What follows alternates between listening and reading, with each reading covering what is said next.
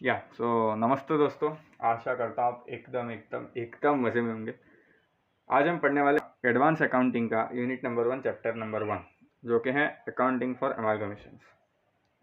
बहुत ही beautiful concept है। हमको पहला कॉन्सेप्ट दिया है अमालगमेशन का।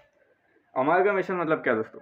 अमालगमेशन मतलब व्हेन टू और मोर एग्जिस्टिंग कंपनीज, यानी दो या दो से ज़्यादा कंपनीज बंद हो जाती है, यहाँ पे लिक्विडेट हो जाती है और एक नई कंपनी बनती है, new company is formed, then it is called amalgamation. Simple भाषा में मैं समझाऊँ तो आपके पास दो कंपनीज हैं, ए लिमिटेड और बी लिमिटेड। आप एक नई कंपनी ऑल टुगेदर बनाते हो, सी लिमिटेड। तो ये प्रोसेस हुआ अमालगमेशन का। हमको दूसरा कॉन्सेप्ट दिया है दोस्तों जो कि है एब्जॉर्प्शन का। हमने पढ़ा अमालगमेशन क्या होता है, अब हम पढ़ रहे एब्जॉर्प्शन क्या होता है। एब्जॉर्प्शन यानी मैं कहूँ मर्जर है, मतलब एक वीकर कंपनी है और एक इकोनॉमिकली स्ट्रॉन्गर कंपनी है। मैं बोल रहा हूँ फाइनेंशियली इकोनॉमिकली एक स्ट्रॉन्गर कंपनी और एक वीकर कंपनी। जो स्ट्रॉन्गर कंपनी होती है वो वीकर कंपनी के सारे एसेट्स, सारे लाइबिलिटीज़ सब ले लेती है और उसको लिक्विडेट कर देती है और अपने अंदर ले लेती है। तो इसको बोलते हैं हम एब्जॉर्प्शन या फिर कह सकते हैं मर्जर। तो हमने दो डिफरेंट चीज़ें पढ़ी, अमालगमेशन क्या होता है और एब्जॉर्प्शन क्या होता है। तो उम्मीद करता हूँ ये तो समझ आ गया होगा। ये पूरे नोट्स में वही दिया है जो कि हमको अकाउंटिंग स्टैंडर्ड नंबर 14 में बताता है, अकाउंटिंग स्टैंडर्ड फॉर अमालगमेशंस में, कि भाई अमालगमेशन क्या होता है, जो हमने अभी पढ़ा। अब्जॉर्प्शन क्या होता है, ठीक है। अब कुछ इम्पोर्टेंट, अभी हमने देखा अमालगमेशन क्या होता है, अब हम देखेंगे ट्रांसफरर क्या होता है। ट्रांसफरर मतलब एक वो कंपनी जो ख़त्म हो रही है, लिक्विडेट हो रही है या अपना बिजनेस बेच रही है। मतलब अभी एक्चुअली इसमें कैसा होता है कि भाई ए और बी लिक्विडेट होकर सी बनाएंगे, तो ए और बी ही चला रहे, लेकिन हम कहेंगे ए और बी ने सी को बेचा, कंपनी बेचा। ए और बी ने लिक्विडेट किया, अपना कंपनी बेचा सी को, लेकिन अंदर अंदर हमको पता है कि भाई ए और बी के ही जो डायरेक्टर्स है वो सी चलाएंगे, सी लिमिटेड। तो लेकिन हम ट्रांसफरर, अभी हम अकाउंट्स की भाषा में आए हैं, तो ट्रांसफरर कंपनी वो कंपनी है जो अमालगमेट हो रही है, जो लिक्विडेट हो रही है, जो बंद हो रही है। और ट्रांसफरी कंपनी वो है जो बिजनेस खरीद रही है, जो अमालगमेट कर रही है दो कंपनीज को। जैसे हम यहाँ पे ए और बी ये ट्रांसफरर कंपनीज है और सी ट्रांसफरी कंपनी है, ठीक है। इतना समझ आ गया। और रिजर्व तो मतलब आपको पता ही है, जो कंपनी के प्रॉफिट्स होते हैं जो फ्यूचर में यूज़ करने के लिए या फिर किसी स्पेशल काम के लिए अपने बचा कर रखते हैं, वो रिजर्व्स है। इतना ये तो आपने पढ़ा ही होगा, ठीक है। अब टाइप्स ऑफ अमालगमेशन, दो टाइप्स ऑफ अमालगमेशन होते हैं। पहला है amalgamation in nature of merger और दूसरा है amalgamation in nature of purchase. दो सिंपल कॉन्सेप्ट। अब amalgamation of nature of merger, ये दोनों आपको अकाउंटिंग स्टैंडर्ड 14 के हिसाब से ही है। पहला है amalgamation in nature of merger. अब ये क्या होता है, इसमें 5 चीज़ें दिया है, मैं आपको शॉर्ट में बताता हूँ सब। पहला, सारे असेट्स एंड लाइबिलिटीज़ ट्रांसफ़र हो जाते हैं। अब देखो हम पढ़ते हैं, all the assets and liabilities transfer of the transferor company become amalgamation after amalgamation the assets and liabilities of the transferee company. मतलब असेट्स और लाइबिलिटीज़ जो ट्रांसफरर कंपनी के थे, अमालगमेशन के बाद बन जाते हैं ट्रांसफरी कंपनी के। तो ये हुआ पहला पॉइंट। दूसरा पॉइंट है शेयर होल्डर्स। यहाँ पे मिनिमम 90% इक्विटी ऑफ ट्रांसफरर को ट्रांसफरी कंपनी के इक्विटी शेयर्स मिलते हैं। मतलब share holders of transferor company को ट्रांसफरी कंपनी के इक्विटी शेयर्स मिलते हैं। अब हम पढ़ते हैं, देखिए क्या लिखा है, share holders not less than 90%, यानी मिनिमम 90% भी बोल सकते हैं, of the face value of equity shares of the transferor company becomes equity share holders of transferee company. मतलब जो ट्रांसफरर कंपनी के इक्विटी शेयर होल्डर्स है वो ऑटोमेटिकली ट्रांसफरी कंपनी के इक्विटी शेयर होल्डर्स बन जाएंगे अमालगमेशन के बाद। मतलब जो ए और बी लिमिटेड के इक्विटी शेयर होल्डर्स है वो ऑटोमेटिकली सी लिमिटेड के इक्विटी शेयर होल्डर्स बन जाएंगे। ये होगा। और यहाँ पे मिनिमम 90% है, नॉट लेस देन 90%, यानी minimum 90% share holders of face value. फिर तीसरा है the consideration of amalgamation receivable by those equity share holders of transferor company who agree to become equity shareholders of the transferee company is discharged by the transferee company wholly by issue of equity shares in transferee company except that cash may be paid in respect of any fractional shares.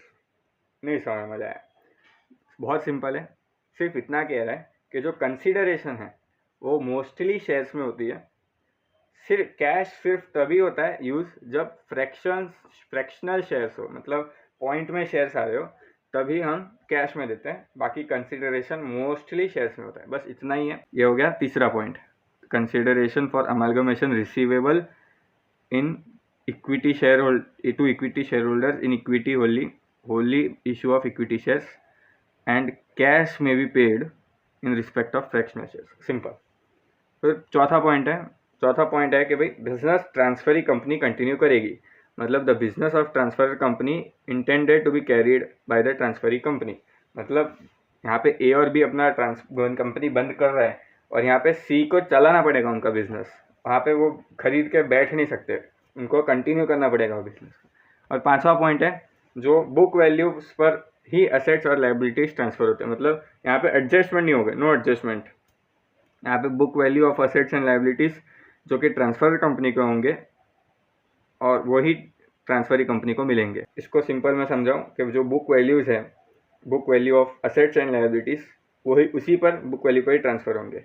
अब यहाँ पर इसका मैं एक example अगर मैं आपको दूँ तो ए और बी लिमिटेड मर्ज होकर सी लिमिटेड बनाती है। तो पुराने दोनों कंपनीज़ के जो सारे असेट्स और लाइबिलिटीज़ है, रिजर्व्स, असेट्स, लाइबिलिटीज, सब वैसी की वैसी सी लिमिटेड में आ जाएगी। ठीक है, इतना सिंपल। फिर उसके बाद है amalgamation in nature of purchase. Amalgamation in nature of purchase क्या होता है?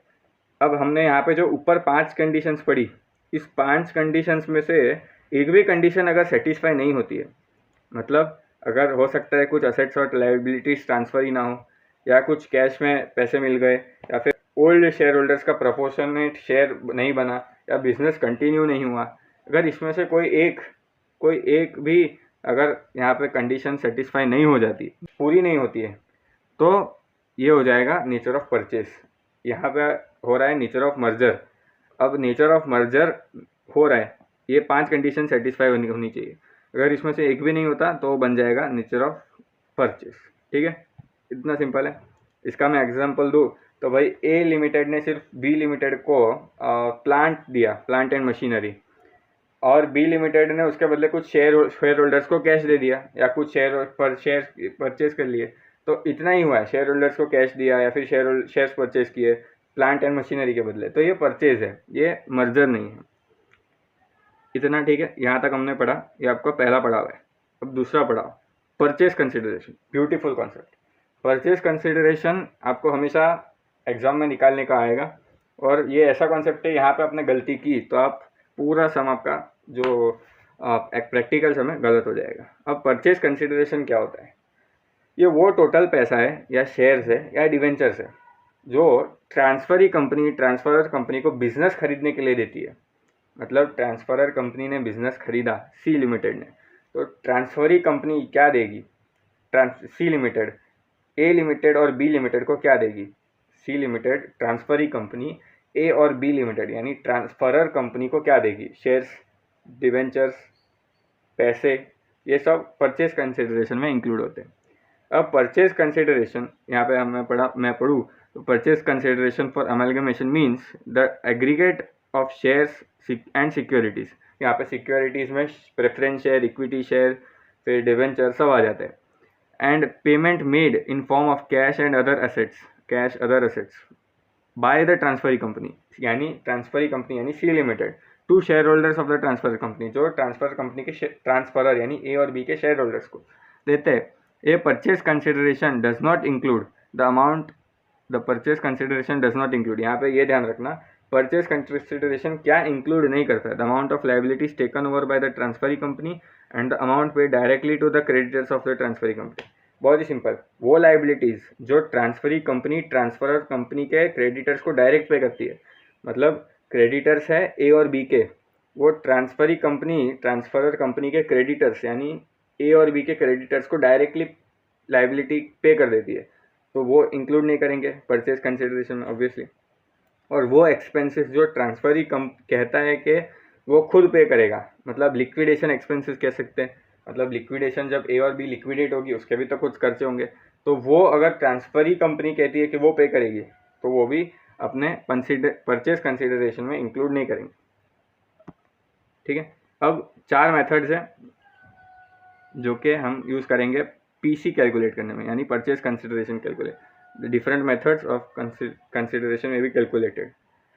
पहला मेथड है लमसम, बहुत ही सिंपल, बिल्कुल सीधा है। ए लिमिटेड बी लिमिटेड को कहती है 25 लाख दूंगी, 25 लाख में डील डन, बस वही पीसी है, 25 लाख ही तुम्हारा पीसी है, सिंपल। दूसरा है net payment method. Net payment method इसमें बहुत कुछ कहता है, लेकिन मैं आपको शॉर्ट में समझाऊँ, जो जो मिल रहा है शेयर्स, कैश, डिवेंचर्स, सबकी वैल्यू ऐड करो। इसमें बहुत कुछ है जो ऐड मत करो, इग्नोर करो, ऐसे बहुत कुछ लिखा है, लेकिन शॉर्ट में मैं बताऊँ, जो जो मिल रहा है, यानी शेयर्स में, कैश में और डिवेंचर्स में जो जो मिल रहा है, सबकी वैल्यू ऐड करो। पहला पॉइंट है, देखो, the value of assets and liabilities taken over is not to be consider. अब नॉट टू बी कंसिडर है भाई। फिर दूसरा, the payment made by the transferee company for share holders whether in cash और shares, मतलब cash, shares और in debentures, must be taken into account. बस यही ध्यान रखना है कि भाई जो भी कैश, शेयर्स और डिवेंचर्स में हम ट्रांसफरी कंपनी तुमको दे रही है, यानी सी लिमिटेड ए और बी के शेयर होल्डर को दे रही है, बस वो ध्यान में रखना है। अब मैं एग्जांपल दूं कि भाई ट्रांसफरर कंपनी को 10,000 शेयर्स मिले, सपोज 20 रुपये पे, और 1 लाख रुपए कैश मिला, तो यहाँ पे पीसी क्या होगा, 10,000 इंटू 20 यानी 2 लाख, और 1 लाख कैश मिला, तो आपका 3 लाख हुआ आपका परचेज कंसिडरेशन। इसमें कुछ स्पेसिफिक पॉइंट ध्यान रखने के लिए कुछ है कि भाई जैसे शेयर्स, डिवेंचर्स जो दी गई है उनकी एग्रीड वैल्यू काउंट करो, और दूसरा है मेरे लायबिलिटी डिस्चार्ज, यानी जो डायरेक्टली क्रेडिटर्स को पे गई है उसमें पीसी में इंक्लूड नहीं होती, बस इतना याद रखो। जो ट्रांसफरी कंपनी जो भी पे कर रही है लायबिलिटी या डिस्चार्ज कर रही है वो इंक्लूड नहीं होती, बाकी सब आपको शेयर्स, डिवेंचर्स और कैश जो भी आपको मिला वो सब परचेज कंसिडरेशन में इंक्लूड होगा, ठीक है। फिर net assets method. Net assets method मतलब क्या, जो सब ट्रांसफ़र होने वाले एसेट्स की एग्रीड वैल्यू जब ऐड करोगे, फिर उसमें से ट्रांसफरेबल लायबिलिटीज़ माइनस करोगे, तो आपका मिलेगा नेट एसेट मेथड। मतलब जो भी एसेट्स की एग्रीड वैल्यू है, एसेट्स की एग्रीड वैल्यू माइनस लायबिलिटीज़ की जो ट्रांसफरेबल वैल्यू, मतलब मैं अगर फॉर्मूला दूँ, the value of assets taken over, मतलब जो वैल्यू लिया, माइनस लायबिलिटीज़ टेकन ओवर, मतलब जो लायबिलिटीज़ लिया, उसको आप अगर प्लस माइनस करोगे तो आपको मिलेगा परचेज कंसिडरेशन। मैं अभी एग्जांपल दूं तो भाई समझो एसेट्स लिए हैं लैंड, फिर प्लांट एंड मशीनरी और डेटर्स, इसकी टोटल अमाउंट है 10 लाख, और फिर ट्रांसफरेबल एसेट्स लायबिलिटीज़ लिया है 2 लाख, तो 10 लाख माइनस 2 लाख आपका आएगा परचेज कंसिडरेशन 8 लाख। ये सिंपल है। और चौथा मेथड है इंट्रिंसिक वर्थ या शेयर एक्सचेंज मेथड। अब इंट्रिंसिक वर्थ है शेयर एक्सचेंज मेथड मतलब सिंपल है, यहाँ पे एक्सचेंज रेशियो दिया होता है, जैसे every 2 shares of A limited gets 3 shares of B limited, ऐसा कुछ दिया होगा। ये हम जब एग्जांपल सॉल्व करेंगे अगली वीडियो में तो हम इजीली समझ पाएंगे कि क्या है। यहाँ पे पीसी कैलकुलेट करने के लिए दोनों कंपनी के शेयर्स का इंट्रिंसिक वैल्यू निकालना पड़ता है, इतना ही है, सिंपल। अब हमें आखिरी 2 कॉन्सेप्ट समझने हैं जो कि है methods of accounting for amalgamation में। पहला है पूलिंग ऑफ इंटरेस्ट मेथड और दूसरा है purchase method. Pooling of interest method ये मर्जर के लिए है। हमने ऊपर 2 टाइप्स पढ़े थे, मर्जर और परचेज के, nature of merger and nature of purchase. देखो कहाँ गया, ये रहा, नेचर ऑफ मर्जर और नेचर ऑफ परचेज। अब ये जो नेचर ऑफ मर्जर वाला जो है, इसके लिए हम यूज़ करते हैं पूलिंग ऑफ इंटरेस्ट मेथड।